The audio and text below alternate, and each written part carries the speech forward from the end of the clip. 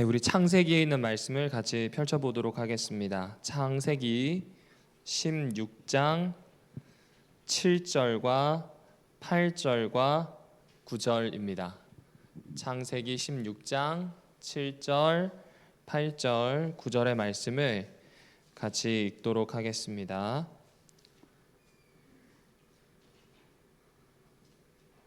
네, 화요일 저녁에는 앞으로 PPT를 자주 안 사용할 거라서 성경책을 꼭 지참해 주시면 좋겠습니다. 시작. 여호와의 사자가 광야의 샘물 곁 곧 술길 샘 곁에서 그를 만나 이르되 사라의 여종 하가라 내가 어디서 왔으며 어디로 가느냐. 그가 이르되 나는 내 여주인 사레를 피하여 도망하나이다. 여호와의 사자가 그에게 이르되 내 주인에게로 돌아가서 그 수하에 복종하라. 네, 여러분이 잘 알고 계시는 이야기가 아마 이 하갈의 이야기일 것 같은데요. 이번에 창세기에 관련된 내용은 하갈에 대한 이야기로 갈무리를 좀 하려고 합니다. 오늘 이 이야기는 이렇게 시작합니다. 1절에 보시면 아브라함 아내 사레는 출산하지 못하였고 그에게 한 여종이 있으니 애굽 사람이요 이름은 하갈이라고 시작을 합니다. 갑자기 두 사람에 대한 이야기로 시작을 하죠. 조금 더 살펴보겠습니다. 아브라함의 아내 사레라는 표현을 씁니다. 여러분, 이 아브라함의 아내 사레라고 하는 표현은요, 이 창세기 16장 1절과 3절에만 나옵니다. 그 이후에 16장이 나오지 않아요. 17장까지 나오지 않습니다. 그러니까 분명히 사건의 중요한 사람을 설명할 때 이름 앞에 붙이는 아브라함의 아내라는 표현이 두 번밖에 안 나옵니다. 대신에 2절과 3절, 2절과 5절과 6절을 보시게 되면 실제로 대화할 때 그냥 사레라고 표현을 합니다. 그러니까 지금 뭔가 있어요. 아브라함의 아내 사레라고 한 호칭에서 뭔가가 있겠다라는 생각이 들게 됩니다. 왜냐하면요, 3절을 보실까요? 3절을 보시면 아브라함 아내 사레가 그 여종 애굽 사람 하갈을 데려다가 그 남편 아브라함에게 첩으로 준 때는 아브라함이 가나안 땅에 거주한 지 10년 후였더라라는 표현이 나옵니다. 여러분이 좋은 성경을 가지고 계시면 밑에 난해주가 있습니다. 그 첩이 뭐라고 되어 있나요? 무엇이라고 되어 있나요? 아내라고 되어 있습니다.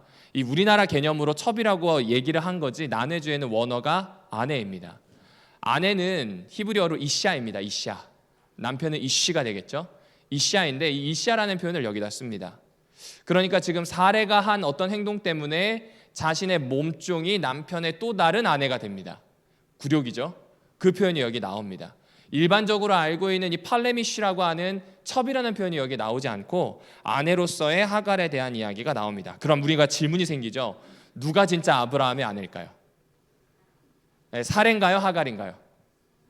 이제 그 이야기를 지금 해보자는 겁니다. 창세기 저자가 우리를 그렇게 지금 끌어들이고 있는 겁니다. 여러분, 먼저 사레의 상황을 볼까요? 첫 번째, 사레는 누구를 따라 가나안을 왔나요? 아브라함을 따라왔습니다. 두 번째, 사레는 이스라엘의 여족장 맞습니까? 이스라엘의 시류에서 아브라함과 거의 동등한 위치 맞나요? 맞죠. 부부니까요. 여족장이나 다름없어요. 그리고 이스라엘의 하나님인 엘로힘을 인정합니다. 엘로힘은 모두가 다 인정하는 창조주의 하나님, 온 우주의 하나님이세요. 동시에 개인적인 고백이 나옵니다. 여기에 보면 뭐라고 표현하냐면 여호와란 표현도 나오나요? 네, 나옵니다. 그러니까 창세기에 나오는 사례는 하나님을 창조주이자 우리와 관련되어 있는 하나님 이런 고백도 있지만 개인적으로 언약을 한 하나님으로 기억하고 있습니다. 그리고 그 믿음이 언제까지 이어졌냐면 잘 보시면 아시겠지만 가나안으로 이주한 지 10년째입니다. 그러니까 이전은 잘 모르겠고 어쨌든 메소포타미아에서 출발해서 가나안에 살기 시작한 이 10년 동안은 개인적인 신앙 고백을 단 한 번도 바꾼 적이 있어요? 없어요? 없어요. 다른 말로 하면 믿음이 좋은 사람이에요. 그런데 문제가 있죠. 1절에 보시면 사레는 무엇 하지 못한다고요?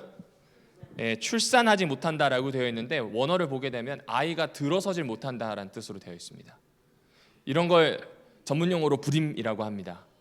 그렇죠? 요새는 난임이랑 또 구분하기도 하는데 어쨌든 아이가 생기지 않는 여성이라고 보시면 좋을 것 같습니다. 그렇게 10년을 지냈다고 한번 상상해 보세요. 여러분, 만약에 결혼을 했는데 유목민에게 시집을 간 여성이라고 여기 있는 모두가 한번 가정을 해보겠습니다. 유목민에게 가장 중요한 것은 상속할 수 있는 남자아이를 얻는 겁니다. 맞나요? 맞죠? 자기가 지금 데리고 다니는 모든 가축대와 이 모든 살림을 이끌 수 있는 다음 상속자가 필요해요. 그렇지 않으면 풍비박산 납니다. 우리 가문도 내 이름도 더 이상 연결될 수가 없어요. 이어질 수가 없습니다. 그런데 결혼한 아내가 10년 동안 아이를 못 낳는다. 이거 재난인 거죠. 그리고 아내 입장에서도 이건 썩 불편한 상황인 겁니다. 그렇죠? 불편한 걸 넘어서 사실상은 의무를 다하고 있지 못하다는 겁니다. 고대의 개념 우리랑 달라서 굉장히 엄격합니다. 그런 상황입니다. 그러면 이 상황에서 사례가 할 수 있는 선택은 매우 제한적이겠죠. 첫 번째, 일생 동안 불임으로 사는 겁니다. 단 하나님의 약속이 있으니 어느 때에 열어주시면 아이를 낳을 수 있을 겁니다. 그러나 그 전까지는 불임이 확정입니다. 그렇죠? 그리고 두 번째 선택이 있었으니 바로 오늘 창세기 16장에 나오는 선택입니다. 대리모를 두는 겁니다. 대리모를 두는 겁니다. 여러분, 이 당시에 이 배경을 살펴볼 때 고대 문헌을 살펴보는데 고대 문헌의 종류가 참 많아요. 근데 그 종류가 많다고 해서 그것을 일반화시키기엔, 고대 문헌에 나오는 법이나 문화를 일반화시키기엔 조금 무리가 있지만 그래도 개연성이 있는 것 같습니다. 예를 들면 메소포타미아에서 나온 함무라비 법전이라고 있거든요. 거기에 본부인이 아이를 낳지 못하면 어디 가서 여종을 사올 수가 있고, 그 여종에게서 만약 남자아이를 얻으면 본부인과 남편 사이의 아이로 받아들입니다. 그런데 만약에 대리모가 본부인과 똑같은 지위를 달라고 소위 이야기하면 시위를 한다. 그러면 바로 강등을 시키고요, 밖으로 내쫓지는 않지만 우리 집에 여종으로 남겨둡니다. 그러니까 자기 아이, 그냥 가만히 있으면 되는데 만약 그렇게 해서 져버리면 자기 아들을 주인으로 부르고 살아야 되는 운명으로 전락하게 되는 겁니다. 네. 그런데 신아시리아 문헌이라고 하는 곳에 보면 이런 이야기가 없어요. 대리모를 들였어요, 아이를 낳았어요, 그럼 본부인의 아이 맞아요. 그런데 만약에 지위를 찾겠다고 대리모가 이야기하면 쫓아냅니다. 그리고 이 아시리아 법전에도 똑같은 이야기가 나옵니다. 또 누지 문헌에도 이런 표현이 나옵니다. 각각 이 지역에서 발견된 거거든요. 그럼 이런 걸 구분을 해봤을 때 메소포타미아 출신인 아브람과 사레는 지금 이 이야기, 특별히 사레가 대리모를 드리자는 이야기를 들었을 때 이게 거부감이 있었을까요? 없었을까요? 썩 없었을지 않았을까라는 생각을 해봅니다. 왜 그럴까요? 늘상 있었던 일들이에요. 그리고 굳이 지금 이집트 출신인 하갈이라고 표현합니다. 여러분, 이집트 출신의 하갈이 어디서 왔는지는 잘 모르겠지만 추측을 해보자면 파라오에게서 아주 큰일을 당할 뻔하다가 하나님의 구원으로 나오게 되면서 데려온 여종이 아닐까라는 추측을 상당히 많이 합니다. 그렇기 때문에 이 하갈에 대한 인상은 좋은 인상이었을 거예요. 구원당한 다음에 얻은 선물이니까요. 그리고 그를 통해서 아이를 얻는다, 나쁘지 않습니다. 피부가 검었더라도 괜찮아요. 왜냐하면 이를 통해서 아이가 생기면 하나님의 후사로 생각할 수 있지 않을까라는 생각을 한 겁니다. 다시 말씀드리지만 이렇게 생각한 이유가 불임이기 때문에 그렇습니다. 후를 한번 볼까요? 이 문화 때문이었는지 모르겠지만 후에 보시게 되면 아브라함 이후에 성경에 등장하는, 특별히 구약 성서의 7 남자들이, 이스라엘의 7 남자들이 첩을 둡니다. 그 사람의 이름을 쭉 열거하면 다음과 같습니다. 갈렙입니다. 한번 찾아보시면 아실 겁니다. 갈렙, 기드온, 그 다음에 사사기에 나오는 자신의 아내의 이 시신을 토막내는 레위인 있죠. 그 레위인도 그렇고요. 사울, 다윗, 솔로몬, 르호보암입니다. 이 중에 넷이 왕입니다. 그 중에서 첩시를 통해서 자손을 얻은 사람이 누군가? 기드온과 사울과 다윗과 르호보암입니다. 몇 번이고 찾아봤는데 이렇게 나오더라고요. 그러니까 이렇게 지금 첩시를 두어서 자신의 아이들을 얻고 남자아이를 얻어서 살아가는 것이 뭐 그렇게 큰 문제가 되지 않는 것 같아요. 현대로 보게 된다면 아이를 낳을 수 없으면 얼려두잖아요. 난자든 정자든 얼려두었다가 어떻게든 임신을 하게 한다든지 다양한 방법을 찾습니다. 그만큼 과거나 지금이나 자손에 대해서 중요성을 느끼고 있는 것 같아요. 그러니 사례는 지금 나름대로 방법을 찾은 겁니다. 자, 그런데 문제가 여기에 있습니다. 사례의 상황은요, 그냥 일반적으로 대리모를 들여서 자신의 아이로 만들 수 있는 그런 상황이 아닙니다. 왜냐하면 창세기 12장과 15장에 보시면 아시겠지만 하나님과의 약속이 있었어요. 누구를 통해서 민족을 이루시겠다고 약속을 했냐면 아브라함 너와 본부인인 사레를 통해서라는 이야기를 합니다. 그러니까 지금 약속에 대해서 알고 있어요. 이거를 믿고 견지해야 돼요. 그런데 견지하는 상황에서 자기의 부림을 이해하는 게 아니에요. 하나님의 약속은 그냥 두고 자기 방식대로 부림을 해결하려고 한 겁니다. 불평한 거예요. 불평하고 하나님의 주도권을 탈취한 거예요. 약속을 지키실 분이 언제 그 약속을 지킬지 모르겠지만 그걸 본인이 탈취한 겁니다. 더 이상 기다리지 않은 겁니다. 마치 누구와 같냐면 하와와 같고요. 마치 누구와 같냐면 자기 동생을 넘어서려고 했던 가인과 같고요. 마치 누구와 같냐면 사람들 앞에 기이한 사냥꾼이었던 니므롯 같고 바벨을 세웠던 그들과 같은 모습이 누구에게서 드러났냐면 여기에 나오는 이 사례에게서 드러나게 됩니다. 그런데 조금은 다르지만 공통점을 발견할 수 있는 또 한 사람이 있는데 하갈입니다. 다시 말씀드리지만 하갈은 노예이고요. 이집트 출신입니다. 어쩌면 아브라함과 사레가 이집트를 탈출해서 왔을 때 받은 선물인지도 모르겠습니다. 여러분, 노예의 특징이 있죠. 자유가 없고요. 소유가 없고 미래가 없습니다. 아무것도 없어요. 노예가 결혼해서 낳은 아이도 다 주인의 물건일 뿐입니다. 노예에게는 감정이라는 걸 느껴서도 안 되고 느낄 수도 없습니다. 노예는 과거가 있어서도 안 되고 미래가 있어서도 안 됩니다. 따라서 노예는 그저 주인에게 속해 있는 하나의 소유물일 뿐이에요. 그러니 그에게는 복종 외에는 아무것도 없습니다. 자기가 모시는 여주인은요, 전설적인 외모를 가지고 있습니다. 지혜의 화신이고요. 모두가 다 그녀를 좋아합니다. 그리고 아브라함에게 사랑을 받을 뿐만 아니라 어디에서든지 빛이 나는 존재 그 자체예요. 그래서 자기가 그 여주인을 모시고 있는다는 것 자체가 엄청난 영광이라고 할 만큼. 피부가 검은 하갈에게는 피부가 하얀 메소포타미아 사람이 너무나 신기했을 겁니다. 자, 그런데 문제가 생깁니다. 여느 날처럼 똑같은 아침이었고 그 아침에 가솔들에게 이 여주인 사레가 일을 나눠줍니다. 사레도 일을 받았겠죠? 그러더니 모두가 다 이 지시를 받고 나가려고 할 때 하갈을 따로 불러요. 그리고 실크 옷을 줍니다. 이집트산으로요. 향수를 줘요. 오늘 저녁에 내 남편의 장막에 들어가라. 단박에 알아차리죠. 이거 너무 아무렇지도 않게 이야기하니까 하갈 입장에선 당황 많이 했을 거예요. 그리고 그 여주인의 명령을 어길 수가 없어서 들어가게 됩니다. 여러분, 이 들어간다는 표현은 사실상의 관계를 맺는다는 표현이죠. 이 관계를 맺는다는 표현을 아주 이렇게 애둘러서 들어간다고 표현을 했습니다. 자, 근데 들어갔다면 두 사람이 그날 밤 보낼 때 만약 아브라함이 하갈의 눈을 제대로 쳐다나 보았을까요? 어떤 따뜻한 말을 건넸을까요? 여러분, 여기 6절을 보실까요? 6절에 보시면 하갈에 대해서 뭐라고 표현하냐면 너의 여종이라고 표현해요. 그리고 그녀, 여기는 그라고 되어 있지만 원어에서는 그녀라고 표현합니다. 이름을 불러줍니까? 아니면 격식에 맞는 아내라고 하는 표현을 해주나요? 아니요, 그렇지 않아요. 철저하게 무시받는 존재예요. 아들만 태어나면 되고 속된 말로 자궁만 있으면 됩니다. 그런 상황의 하갈이에요. 어쩌면 하갈은 그날 저녁 아브라함 옆에 누워서 잠을 청할 때 잠이 오지 않았을 거예요.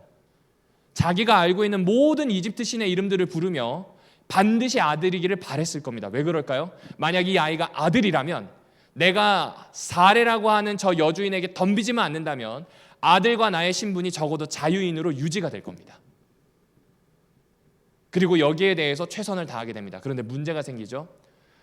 노예들은 기억이 좋지가 않아요. 과거에 대한 기억이 흐릿할 겁니다. 아이를 위해서 노래를 불러주고 하는데 그 노랫소리가 너무 컸는지 모르겠어요. 배가 나오니까 자연스럽게 몸이 펴질 수밖에 없죠. 그런데 그것이 사레 눈에 그렇게 좋지 않았는지 모르겠습니다. 종이었던 사람이 자기 주인에게 면박을 주거나 능욕을 줄 수는 없습니다. 그런데 그가 아들을 가질 수 있다는 가능성이 사레를 하여금 격동하게 만듭니다. 이제는 있으나 마나 몸종이었는데 그 존재 자체가 문제가 되기 시작합니다. 그리고 괴롭힘이 시작이 돼요. 그 괴롭힘은 죽음까지 갈 수 있을 만큼 엄청난 일이 되게 됩니다. 이때 하갈은 용기를 냅니다. 도망쳐서 광야에서 죽든지 어떻게 하든지 어떻게든 도망쳐서 자유민으로 살겠다는 용기를 냅니다. 압박이 왔을 때 선택을 한 거죠. 한 사람이 더 있습니다. 아브라함입니다. 여러분, 아브라함은 용감한 사람 맞나요? 용감해요. 왜냐하면 거의 굴러온 돌이에요. 가나안이란 땅이 굴러온 돌이거든요. 굴러온 돌들은 조용히 가만히 있어야 됩니다. 그렇죠? 그런데 이 굴러온 돌이 자신의 조카가 이 위험에 빠졌다고 해서 군사를 일으킵니다. 이 표현이 좋아서 종이지 사실상 군사를 일으킨 거예요. 318명이라고 하는 꽤 많은 군사를 일으켜서 구하러 갑니다. 구해 놓은 다음에 통도 크죠. 거기서 얻은 전리품들 다 나눠주고요. 심지어 자기에게 떨어진 것도 10분의 1로 살레만 멜기세덱에게 주고요. 그리고 돌아옵니다. 그리고 그날 저녁이었을 것 같아요. 하나님은 약속을 하세요. 두려워하지 말라고요. 너는 큰 민족을 이루겠다는 얘기를 듣습니다. 호방하고요, 과단성 있는 사람으로 묘사가 됩니다. 그런데 16장 보실까요? 16장에서 아브라함은요, 자신의 아이를 뵌 여인을 자신의 본부인이 괴롭힌다고 할 때 당신의 여종이니 당신이 알아서 하라는 표현을 합니다. 하나 더요, 아예 처음부터 그 일을 만들지 않으면 됩니다. 아내가 아무리 얘기해도 남편이 흔들리지 않으면 안 되는 경우들이 꽤 있거든요. 아이를 대리물을 통해서 만들자고 할 때 하나님이 약속해 주셨지 않냐, 창세기 15장 그 사건 기억하지 않냐 라고 하면서 설득을 하면 되는데, 여기 보실까요? 뭐라고 표현하는지 이렇게 되어 있습니다. 2절 후반부를 보실까요? 아브라함이 사레의 말을 어떻게 했다고요? 들었다 하는 표현이 나옵니다. 그렇죠? 꼭 누구 같습니까? 아내의 믿음 없는 제안을 받아들였던 아담처럼 꼭 같은 행동을 합니다.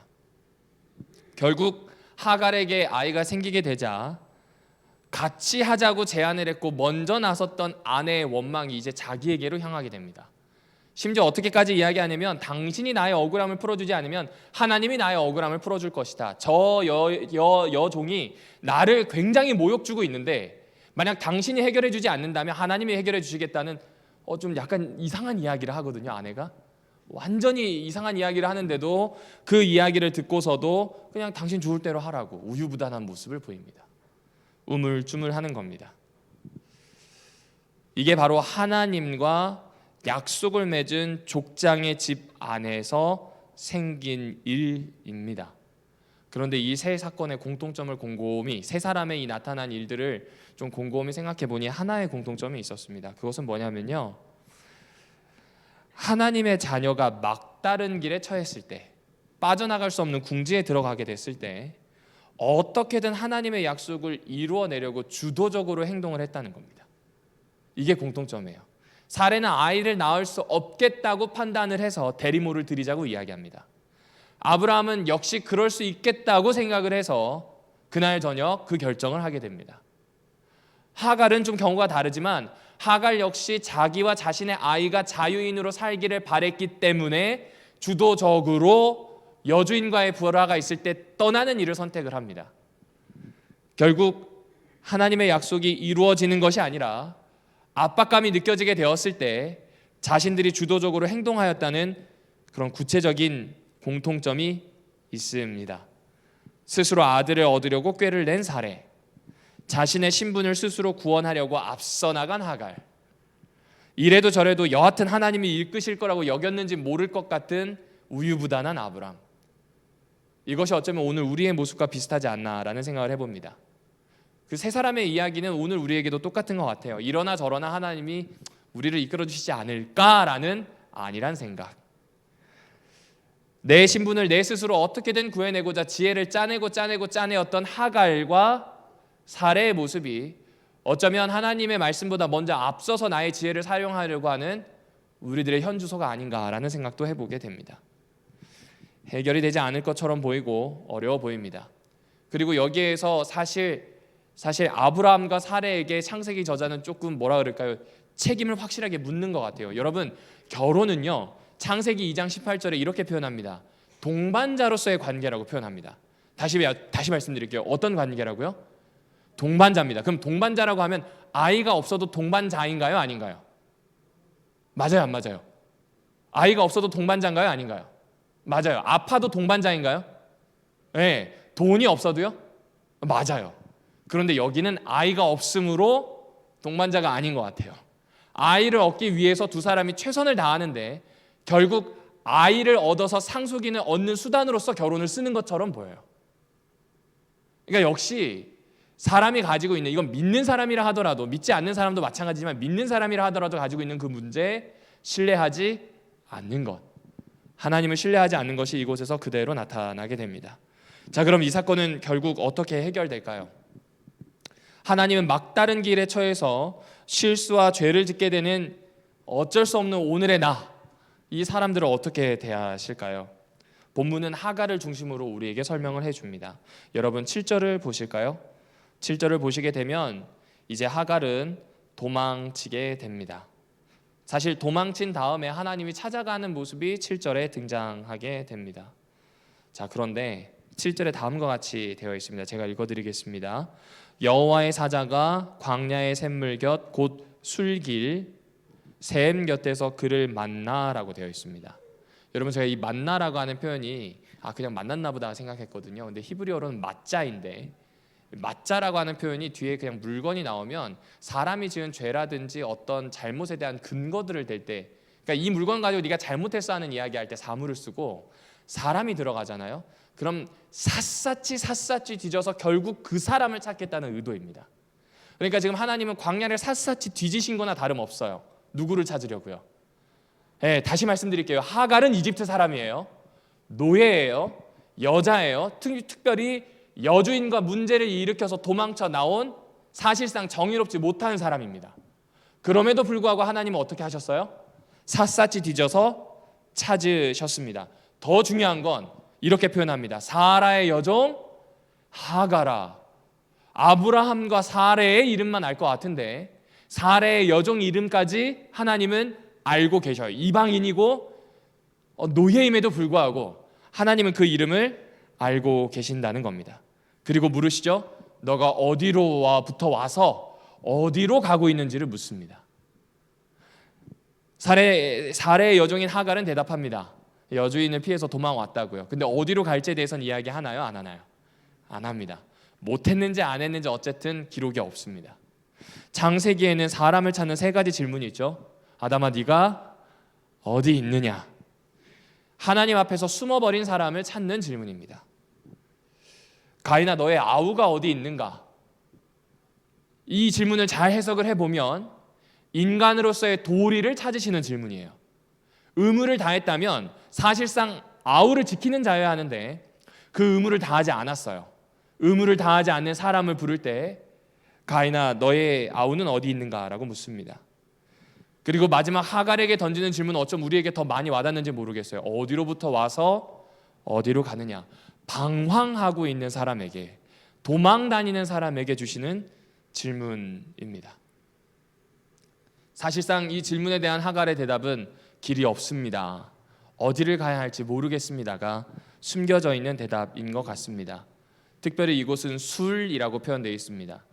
술은 어디냐면 이 이스라엘의 제일 마지막 땅, 그 아래 네겝 있거든요. 네겝에서 이집트로 넘어가기 직전이 술입니다. 그러니까 키로수로 치자면 꽤 멀어요. 얼마만큼 뭐냐면 이 어른의 걸음으로 6일 정도 가야 되는 위치가 술입니다. 술 근처에 가려면 한 8시간 꼬박 걸어야, 그렇게 6일을 걸어야만 갈 수 있는 곳이 술이에요. 그러니까 멀리 도망간 편이에요. 임산부가. 그렇죠?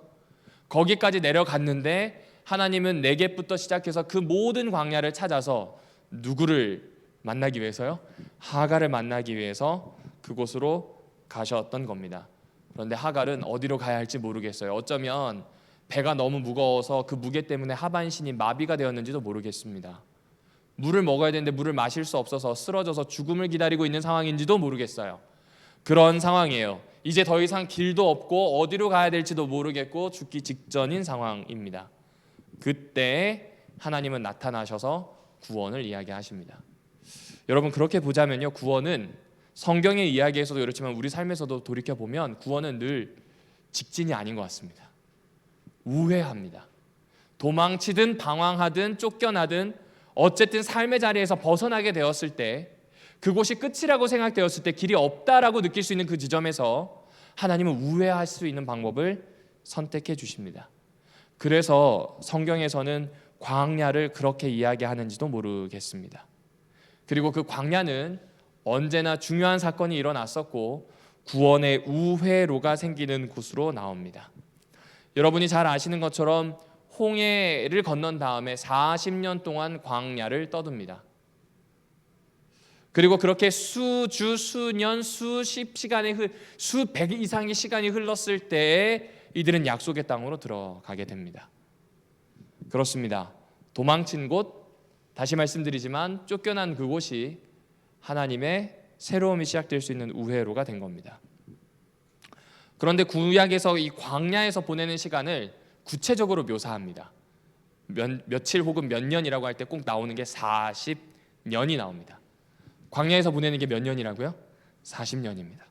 근데 40이라고 하는 숫자를 또 보시면 또 다른 이야기들이 있습니다. 여러분, 홍수는요 거의 물지옥이었거든요.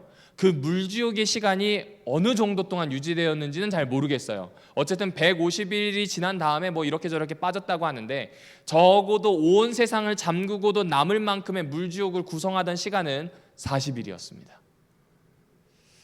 신약에서도 보면 우리를 구원하실 예수 그리스도가 십자가 이전에 가장 큰 위기를 당했던 곳은 광야인데 40일 동안 금식하셨고 3가지 아주 막중한 시험을 당할 때입니다.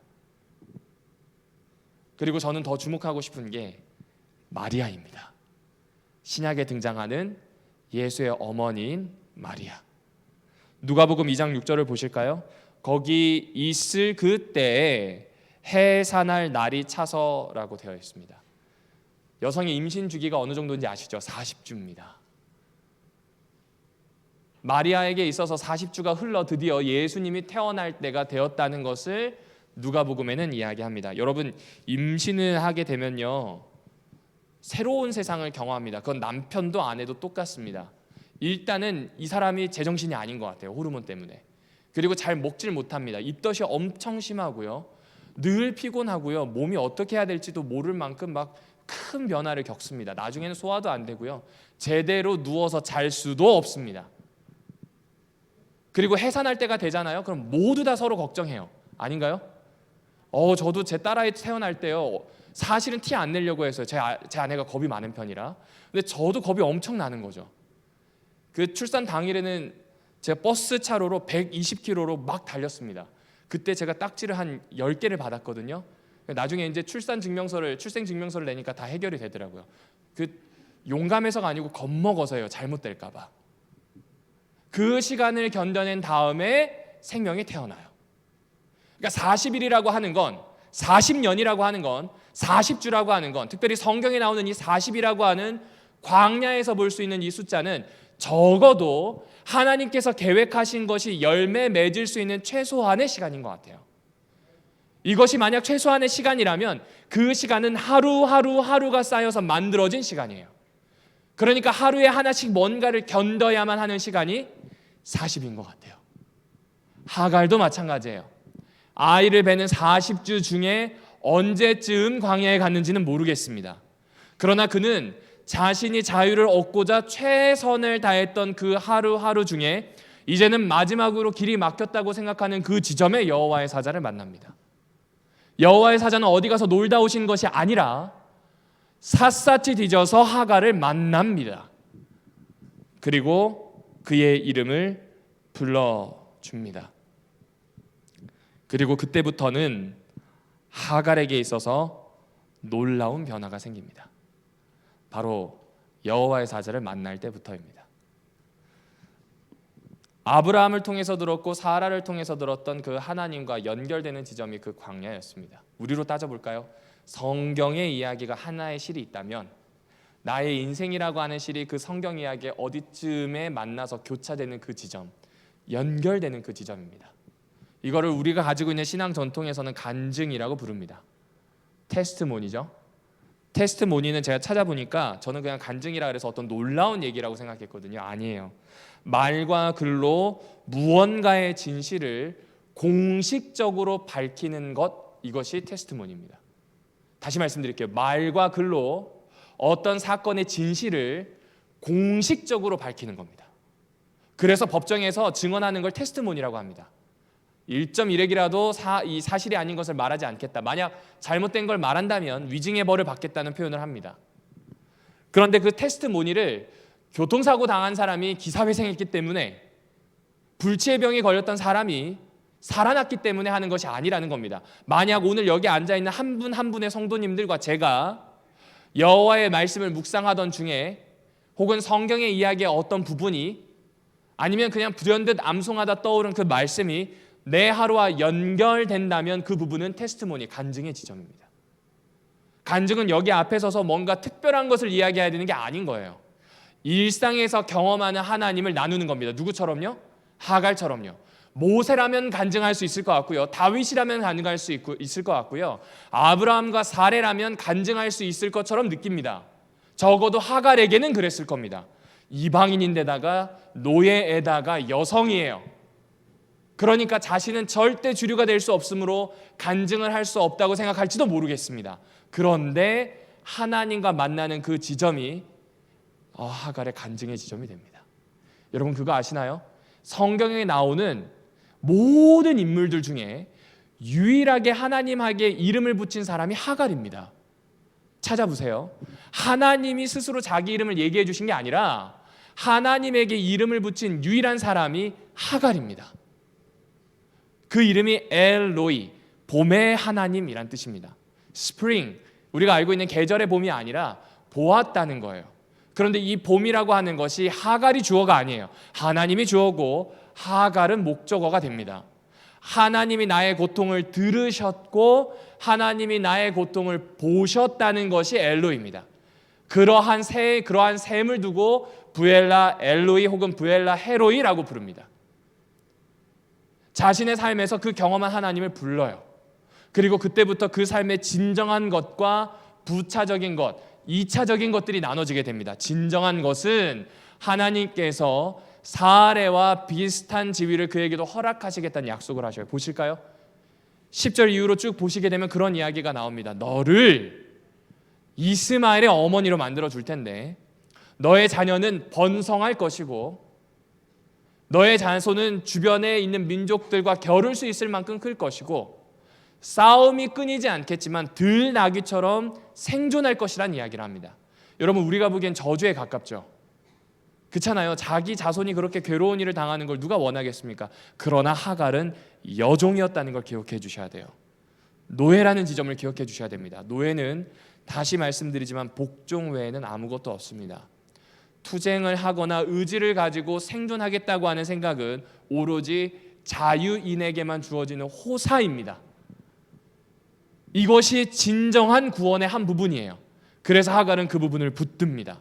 이제부터 부차적인 것들에 대해서 신경 쓰지 않기로 합니다. 사실 하갈이 사레에게 돌아간다면 그곳은 사지입니다. 죽을 자리예요. 그렇잖아요. 여주인에게서 도망갔던 여종이 들어왔다. 그 자리에서 목이 달아나도 이상하지 않잖아요. 그런데 하나님의 사자는 너 더 이상 어디 갈지 모른다면 본래 자리로 return, 돌아가라. 그리고 submit, 완전히 복종해라. 완전히 머리가 땅에 닿을 때까지 고두 사죄하고 그의 권위를 인정해줘라. 그런데 내가 어느 순간이 되면 너와 너의 자손을 완전히 새로운 민족으로 독립시켜 줄게라는 이야기를 합니다. 하갈에게는 너무나 감사한 일이겠죠. 참으로 하나님이 하갈의 고통을 들으셨고 하갈의 고통을 보셨다. 그리고 그의 행동처럼 부엘라 헤로이라는 이름을 받으시기에 합당한 것 같습니다. 여러분 학대를 당했지만 용기 있는 여성이었습니다. 그 용기 있는 여성에게 여주인에게 돌아가라는 그 말씀은 두려움 그 자체였을 겁니다. 다시 말씀드리지만 하갈은 여호와의 약속을 붙들고 돌아갑니다. 시편에서는 이런 표현이 있더라고요. 내 의의 하나님이여 내가 부를 때 응답하소서. 곤란 중에 나를 너그럽게 하셨다라는 표현이 나옵니다. 시편 4편 1편이거든요. 내가 곤란할 때 응답하시는 하나님은 그 곤란 중에 있을 때 나를 너그럽게 하신다는 표현 좀 이상해 보이죠. 곤란은 사면초가라는 뜻입니다. 우리나라 말로 바꾸면요. 그리고 너그럽게 하셨다는 건 그 사면초가처럼 완전히 갇혀 있을 때 막혔을 때 해소를 시켜주신다, 길을 열어주신다는 뜻입니다. 마치 하갈의 고백처럼 느껴집니다. 하나님은 하갈의 고통을 그렇게 열어주셨습니다. 그 열어주시는 방식이 마치 시편 23편에 나오는 이 내용과 비슷합니다. 사망의 음침한 골짜기를 다닐지라도 라고 하는 부분에 저는 많이 집중하게 됐어요. 음침한 골짜기에 머무는 게 아니에요. 막혀있기 때문에 멈추는 게 아닙니다. 통과합니다. 그 통과할 때 해를 두려워하지 않는 것은 하나님이 함께 하시기 때문이에요. 부엘라에로이라고 고백할 수 있었던 하갈은 하나님이 나와 함께 하신다는 걸 알았기에 돌아간 겁니다.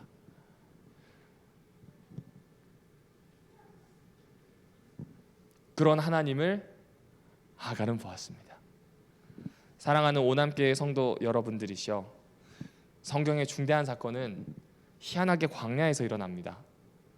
그리고 하나님은 남자를 사랑하시는데 우물쭈물하고 컴플렉스도 많은 웬만하면 둘째를 많이 사랑하십니다. 마마보이 같은 친구들이요. 그리고 하나님이 제일 관심이 가지고 있는 곳은 메인이 아니고요, 주변이고 변두리입니다. 그래서 만약 우리가 하나님의 백성이라면 변두리에 떠도는 사람, 이를테면 하갈과 같은 사람의 이야기를 잘 들어두어야 할 것 같습니다. 다시 말씀드리지만 이 이야기는 하나님의 자녀가 막다른 길에 처했을 때 어떻게든 하나님의 약속을 스스로 주도적으로 이루어내려고 했었을 때, 하갈이고 아브라함이고 사레고 똑같이 그 행동을 했을 때 일어난 일입니다. 하갈은 우리에게 이렇게 말해줍니다.